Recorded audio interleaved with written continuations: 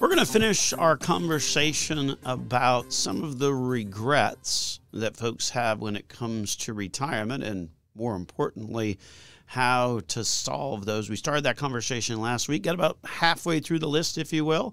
And so we thought this segment of the program, we would finish that list up and help provide some perspective on that. Along with, we're going to explain the special deals that are available at your bank. I don't know if this has happened to you of late, but certainly happened with a couple of clients just in this past week. Walk into the bank and you are presented with a too good to be true offer. Almost sounds like you're going in there and talking to the mall. I'm going to make you an offer that is too good to be true. So we'll talk about what all of that is here on the program. Welcome, of course, to Dollars and Cents, one of Central Florida's longest-running radio programs, coming to you on a host of radio stations throughout Central Florida every Sunday morning. Also happen to be one of the top 25 financial planning podcasts on the World Wide Web. My name, of course, Joel Garris, certified financial planner and certified financial fiduciary at Nelson Financial Planning, where our team of certified financial fiduciaries stands ready this week to help you change, improve your life with a successful and cost-effective financial plan. So thought we would actually start with a little bit of a recap of the interview that we had on our good friend Bud Hedinger's morning show this past week. Had an opportunity to join Bud this past Tuesday to talk with him and fellow host Alan Spector, and enjoyed the opportunity, as always, to sort of reach that drive time morning crowd, especially to talk about an issue that is first and foremost, right? So part of it comes from some of the commentary that Jerome Powell made last Friday at the fabulous conference of bankers and all the rest of the elite in Jackson Hole, Wyoming. The reality is that we talked a little bit about that last week on the program, but we thought we would spend some time in this opening segment sort of expanding on that. And so the conversation, obviously, the comment that Jerome Powell made on that Friday was that consumers, Americans, prepare for the pain ahead. He actually used the word pain. And so we thought we would kind of talk a little bit more about that here in this opening segment of the program. So, and a lot of this we chatted about with Bud and Alan this past week. And so we thought it would be good to sort of share the gist of that conversation. As you might well expect, that conversation starts with always, how did we get here? And I think that's sort of self-evident. It all kind of breaks down into COVID in three parts, if you will, or three bad actors or three major impact on getting inflation as high as it is. First and foremost, the federal government. And for that, we blame both Democrats and Republicans. This isn't meant to be a partisan comment. The reality is that under Trump, 2 COVID bills passed, and then under Biden, 1 passed. It almost became a game of one-upsmanship, if you will, but the price is inflation. One of the most recent studies that was done on this federal government stimulus money that made its way into the economy over the past couple of years is that alone is contributing to about half of the inflationary impact that we as consumers and Americans are feeling. So that's pretty significant. And the reality is that from that perspective, certainly there's a lot to be said for that. And the reach, I guess, particularly, and this is certainly a number that we've shared with you along the way, is that if you think about the 2008 financial crisis, which we would argue is much greater, much broader in terms of its impact, the reality is that you've got a situation where back then it was about $2 trillion that was put into stimulus. In contrast, COVID, $7 trillion plus. So basically 3.5 times more. And so consequently, clearly inflationary. So that's number one. Number two, how we got, in terms of the list of the COVID in 3 parts for how we got here, the Federal Reserve.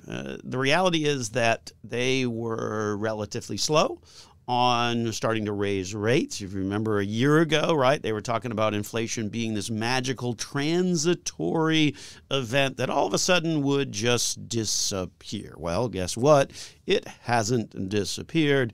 And so consequently, now we are dealing with it. And the Federal Reserve is having to deal with it because they're having to raise interest rates at a much faster clip. Stop and think about the past 2 interest rate increases by the Federal Reserve, 0.75% both times. So 2 in a row, 0.75%. You haven't even had an interest rate increase of that magnitude in over 40 years. Now we've got back to back. So certainly they were a little slow to the party. And then, of course, lastly, can't ignore this one, global supply chains. A lot of that is issues. A lot of that is because China's COVID policy, much more restrictive, probably the most restrictive on the globe. The reality is that that creates an issue in terms of being able to get goods from one place to the other, or if you're in China, being able to even get things out of a manufacturing plant because everybody was required to stay home. Very draconian COVID measures that they had over in China and continue to this day, surprisingly. So that's kind of how we got here. Talked about, kind of how that pain is coming. And I think this is the piece that people sort of forget.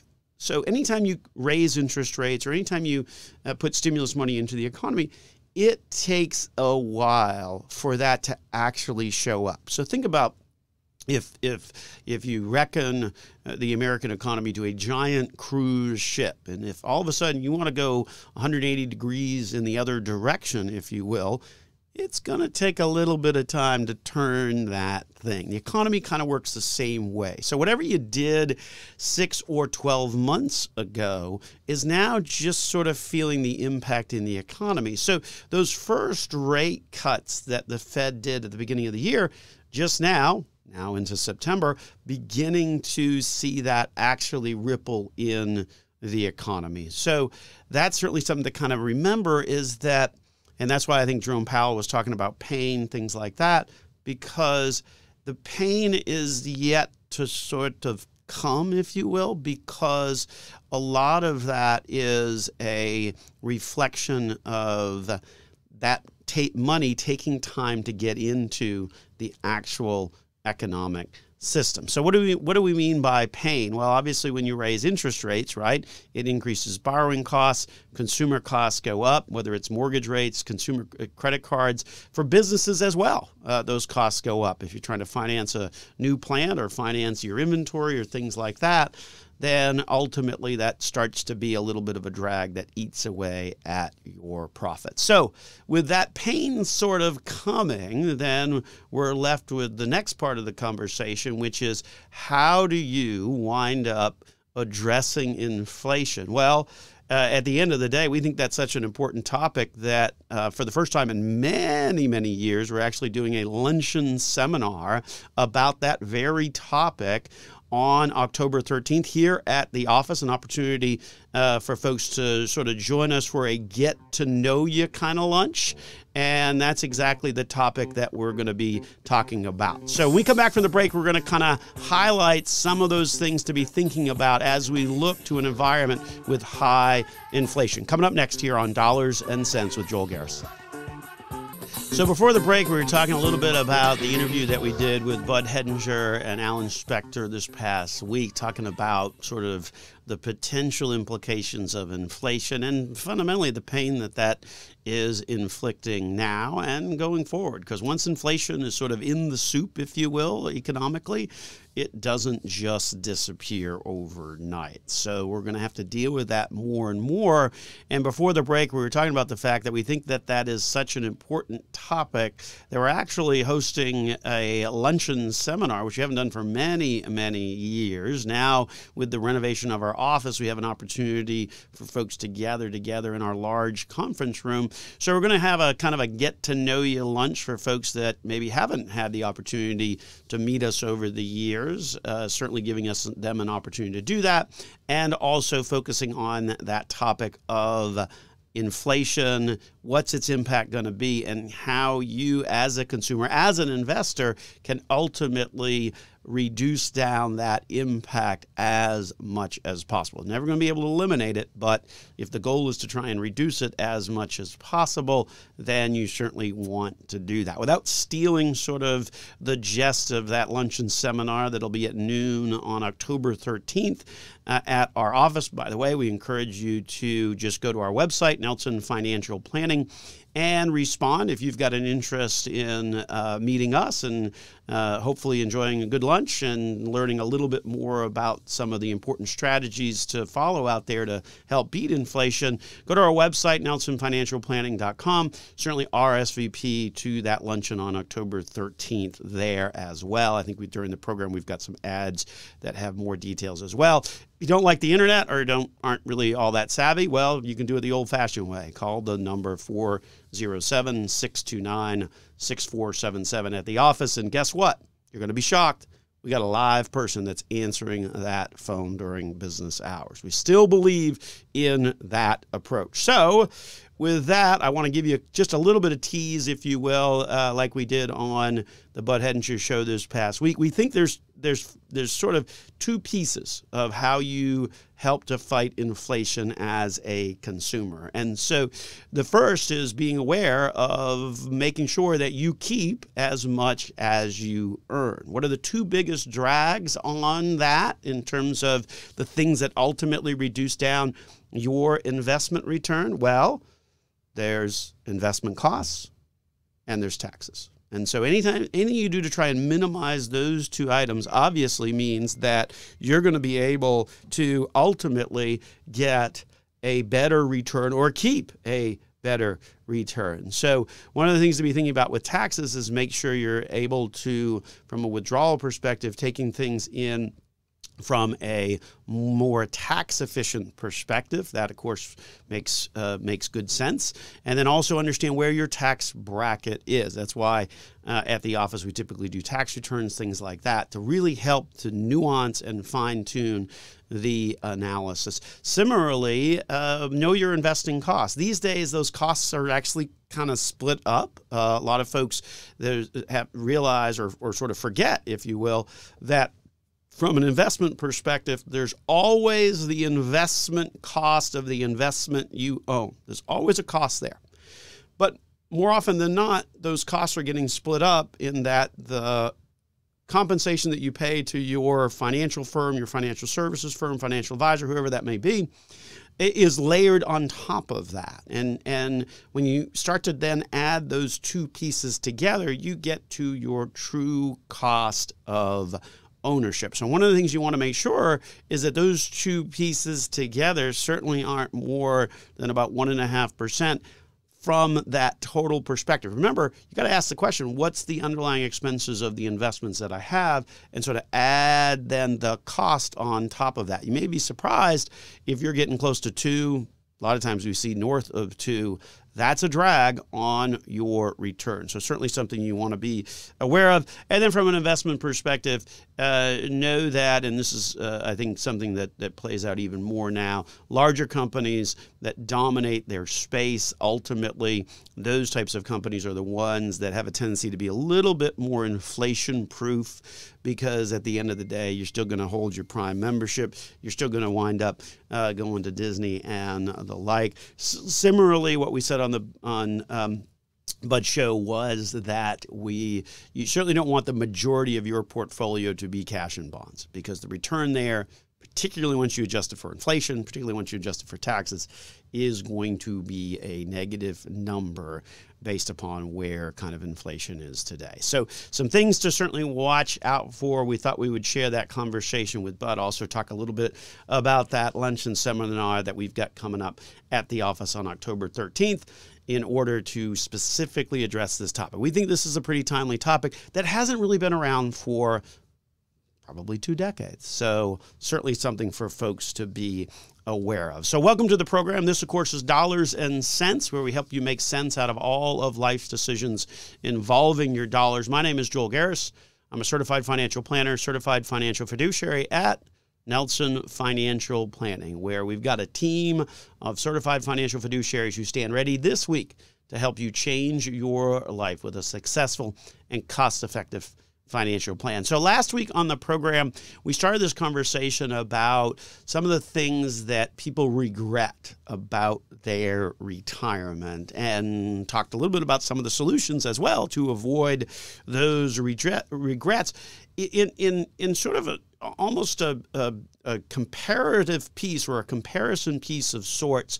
The Wall Street Journal this week had a really interesting article that I want to encourage our listeners to actually kind of read through, because it really kind of supplements or underscores a lot of the things that we're talking about in this particular segment of the program involving those retirement regrets, if you will, and how to avoid them. And the article in the Wall Street Journal that was, as I saw it, I was kind of looking at online in terms of reading the journal, and it looked like that article was actually hitting their most popular news of really the past 3 or 4 days. And the article is entitled, "Here's What a $2 Million Retirement Looks Like in America." It interviewed 4 people in various locations across the country and ultimately had their wisdom, their guidance, if you will, in terms of what retirement looks like and how they've done and what they've done to adjust. So to sort of encapsulate the concept of the article, I would say the takeaways are get a plan. And that doesn't just mean a financial plan. You're going to want a life plan, because the reality is that your life is changing dramatically. So what that means is you no longer have the structure or the regularity of work. And so when that goes away, then life changes very dramatically. So beyond a financial plan, more and more people are saying now that you need some kind of a life plan as well.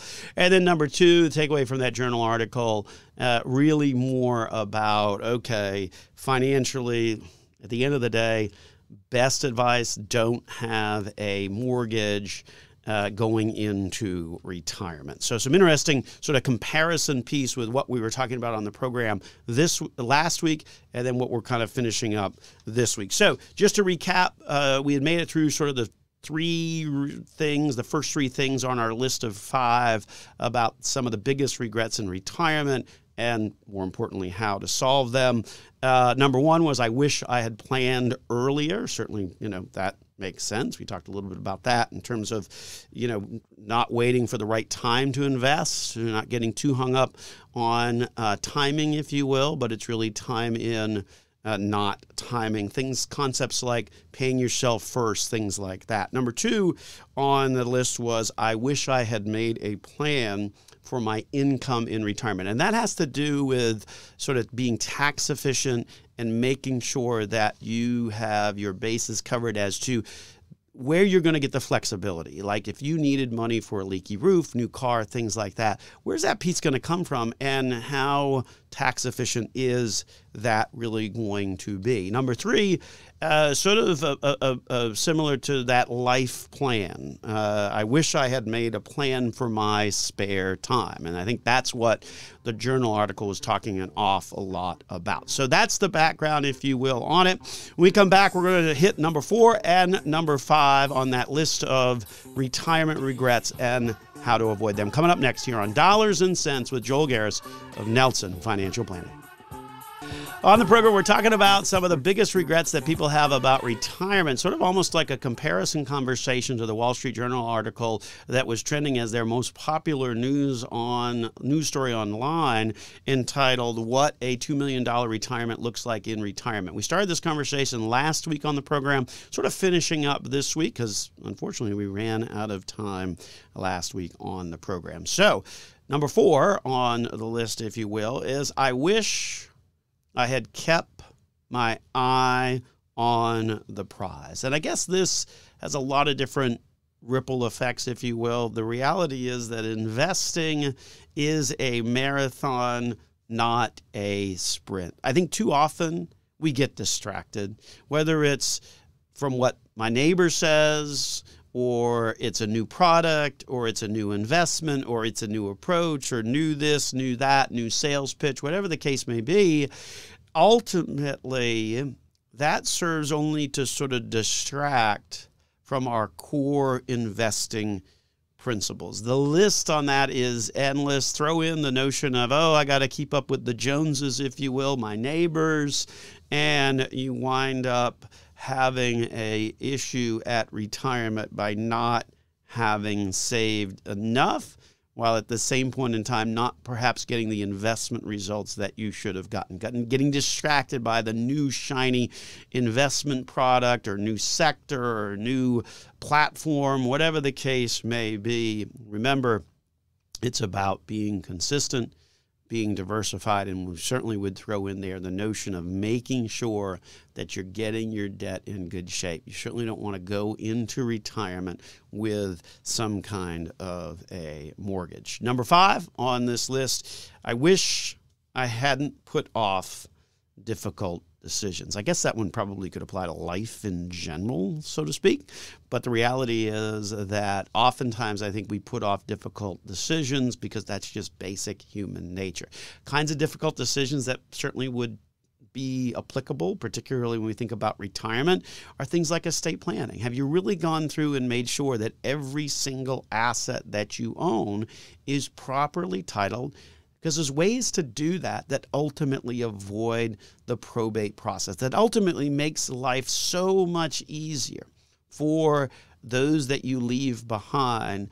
And it really comes down to taking the time to really think that through. So oftentimes that's a hard decision. Not every family is perfect. Most families aren't. And so the reality is that you have to think about, okay, what happens if, what happens when, and how that all plays out. And oftentimes that comes with kind of difficult decisions, things like, okay, who am I going to name the trustee? Who is going to be the executor? Things like that. Those are hard decisions, no question at all. But the reality is if you put those things off, then certainly that can create some problems after the fact. Changing jobs, changing careers, getting additional training, particularly early in your career. Certainly those are important things, but they're hard, right? Because if you're going to get some additional training, that's going to take time, effort, energy, things like that. But the reality is that if you put that stuff off, you may not wind up with the right result. Certainly procrastination is a dangerous item that can impact not just life, but also investment returns over time. So remember this, small changes over time lead to big differences over time as well. So make sure that you're thinking about that when it comes to not just your investments, but also your life, and at the same point in time, your retirement. So those are the things to be aware of in terms of retirement and some of the biggest regrets, if you will, that people have in terms of how that works out for their retirement. And more importantly, hopefully you heard the solutions that we were mixing in there as well. So this, of course, is Dollars and Cents, where we help you make sense out of all of life's decisions involving your dollars. Central Florida's longest running radio program, coming to you on a host of radio networks throughout the Central Florida region on Sunday mornings. Also, if you don't happen to catch us on Sunday mornings, maybe you're sleeping in or something, or maybe you're in church. Probably better to go to church than sleep in, but I'll let you make that decision. Anyway, if you're trying to get us during the course of the week, you can always subscribe to one of our podcast channels of choice. Have trouble finding us on those channels? Well, go to the website, Nelson Financial Planning, and click on the icon that looks most familiar, and poof, you will see to get automatically connected to that channel. Also on the website these days is an opportunity to RSVP for our kind of getting to know you lunch seminar that we're going to host on October 13th at noon at the office. Sort of an opportunity to stop by and meet us, and we'll be happy to share with you some of the strategies that we were kind of talking a little bit early in the program about ways that you can beat inflation as a consumer, as an investor. So that is certainly something that we look forward to having a good crowd. Obviously, we've got space now at the office, so we're excited to kind of do a lunch and seminar. We haven't done for many, many years. Years ago, we used to do them at the downtown Marriott, which I think is still there. Yeah, it's still there. And we used to do them every couple of weeks, but that was 15 plus years or so ago. Anyway, I thought this was an important topic to sort of bring those back, if you will. So anyway, speaking of things that we have seen, I guess, in passing of late, we have certainly seen a lot of these flyers, if you will, that folks are getting from your bank. So one of the questions that we're going to ask is, have you been into your bank lately? Because if you've been in your bank lately and you've got some level of cash that's sitting in the bank, chances are someone at the bank was running up to you. Somebody at the bank was running up to you and saying, here's a flyer.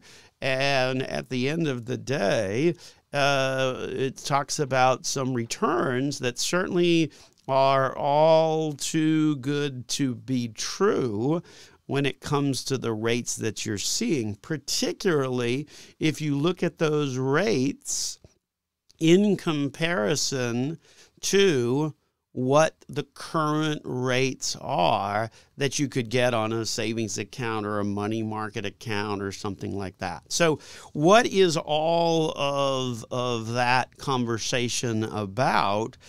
Because when you look at the flyers, you're seeing rates of 3% or more over an extended period of time. And it certainly has become quite popular. Had a couple of folks just this past week bring in flyers from their bank. If you watch us on our YouTube, here's the flyer that they got. It's a little blurry, and it didn't print it at home, so the printer was not really working for me, but you can still read it, or at least I can. And so we're going to share with you the results of what that flyer is all about, because at the end of the day, there's a little bit more going on than just meets the eye. A lot of fine print, if you will, on that.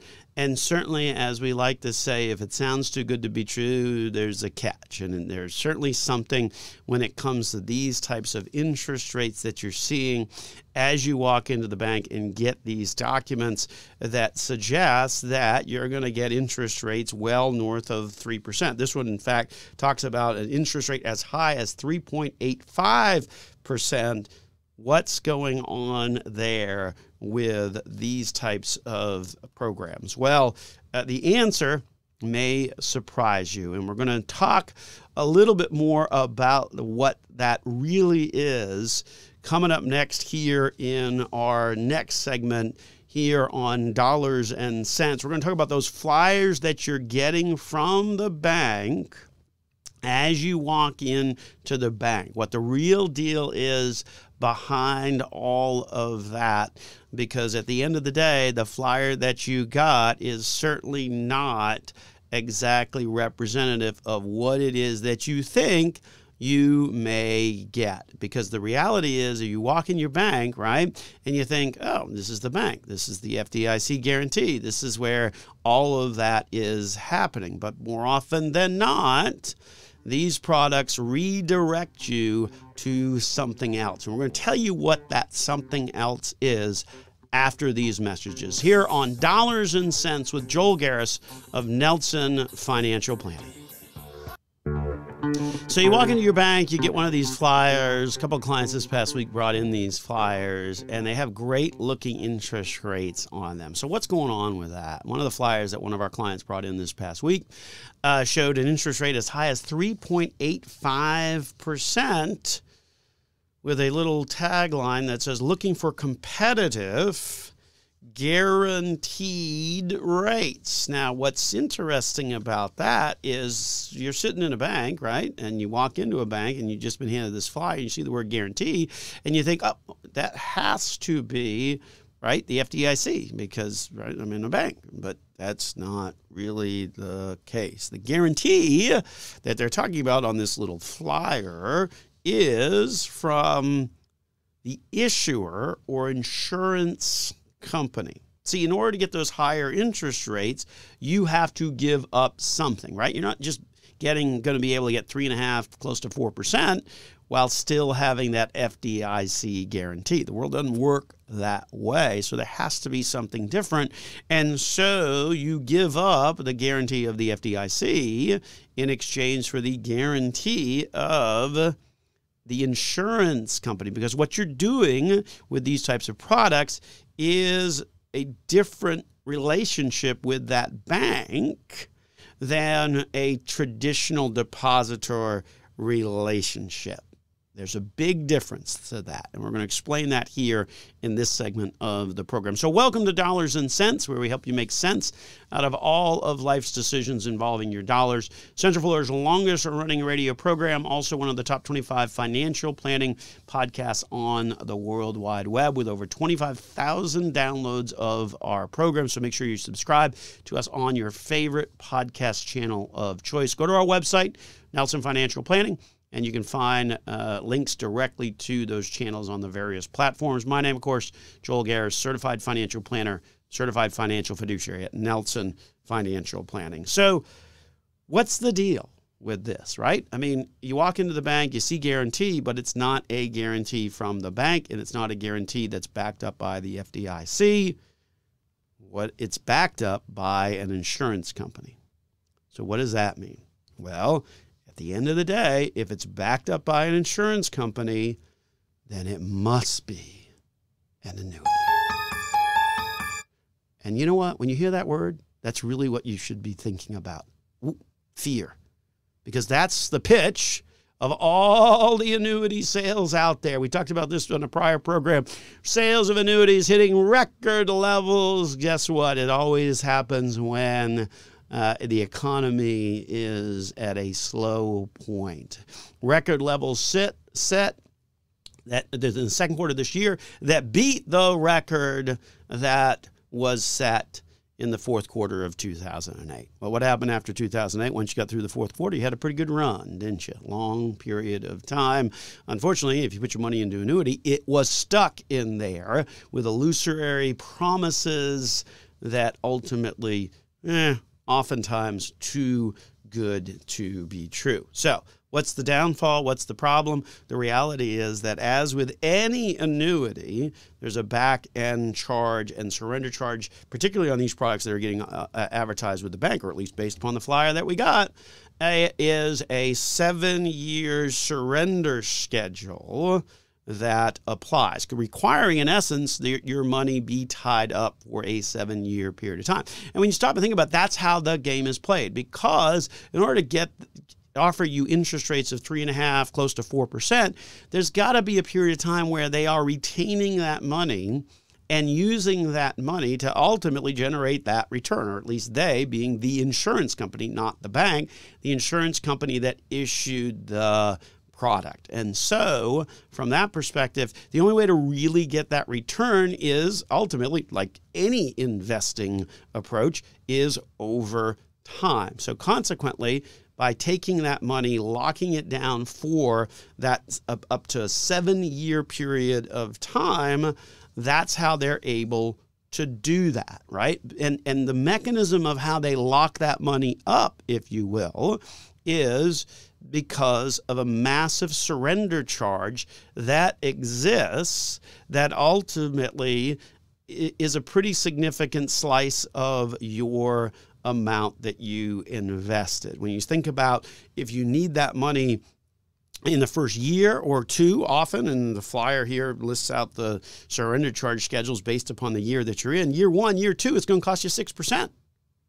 Year 3, it's going to cost you 5%. Year 4, it's 4%. Year 5, it's 3%. Year 6, it's 2%. I mean, 6 years out, you still got a 2% charge on being able to access the money. And remember, because this is money sitting at the bank, because this is more often for a lot of folks, their emergency savings, right? So emergency savings doesn't have a 7-year time frame from an investing perspective. Emergency savings is intended to be right there, readily available, readily accessible without some big cost or penalty when you need it. And you don't know whether you need an emergency next month, next year, or 2 or 3 years from now. So tying your money up in something like this on this notion that you're going to make a higher interest rate, we just don't think that's a good call when it comes to your cash, when it comes to your emergency savings. 7 years, a long time. I mean, I'm almost getting out to the point where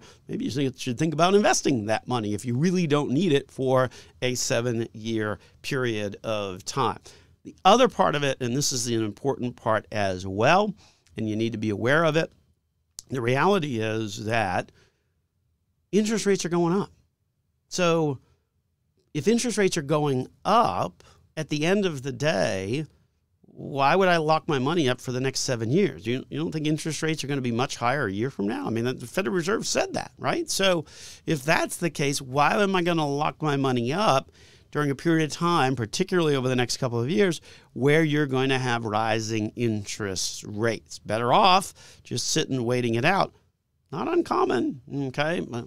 Not that long ago that you saw money market rates at close to 5%. Now, I don't know that we'll get there in the next year or so, but if you get close to that, well, then shoot, you don't need to be tying your money up in a product that's going to require you to sit there for a 7-year time horizon. So watch out for that. Remember 2 things on those flyers that you get from your bank. Number 1 is that it is not guaranteed by the bank. It is guaranteed by the insurance company, which makes it an annuity contract. Number 2, the gotcha part is that the money is in fact locked down for up to a 7-year period of time, oftentimes, and ultimately there's big surrender charge schedules that apply when it comes to your money. So watch out for those, particularly when you walk in the bank. Many clients, and 2 just this past week, have shared with us stories about how they get approached on that. So anyway, that's about all for this week's episode of Dollars and Cents. My name, of course, is Joel Garris, Nelson Financial Planning.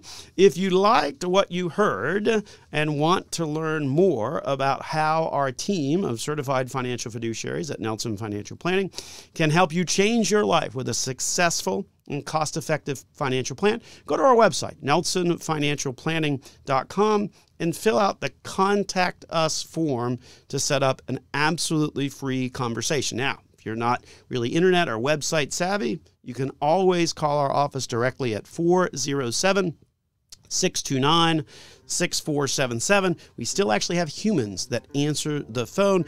And remember, we don't believe in account minimums at Nelson Financial Planning because our purpose is to help you get a financial plan with better results at a lower cost. Have a great day.